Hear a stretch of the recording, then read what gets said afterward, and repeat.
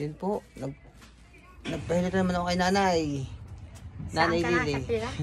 Doon po sa Maryville po. Ay, ako may mayaman ako na si Sally, ang taga-tanto ninyo. Mugad inaan ko ang kuna si Sars. Grabe ko na bigay sa akin ng pera yan. Lalo kong birthday. Yes. Bait. Yun. Kayo po magpahilot po din sa Ecobag de Langay. Napakabait ni nanay. Ay yung mga gustong pag po kayo nagpahilot. May nagpahilot na sa isang magbabalik kami ha. Adi pala ang bahay mo. Ayan ang nanay naman na inatanggap kahit magkano.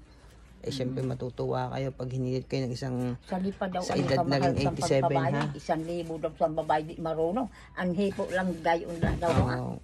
Ang hilo, Jesus. Wala daw sinda naramdaman sa amin yung nagpahilot. Ayaw. Ay ako naman dapat. Ari po na kaya ano nga po inyong ano din kay Kalile. Lahat ano nga po Lili, ang mga ano po kaya anong inyo po na? Ano ka kay nanay? Black ano? Black 24, Black 25, Lot 8. yung Black 24, Lot 8. Ari ang kay Nanay Lili. Pahilot na po kayo kay nanay. Saka syempre, ang edad 87, abot pa po kayo magpahilot at bigyan po natin ng blessing ang nanay. Salamat po sa inyo mga bo. Salamat.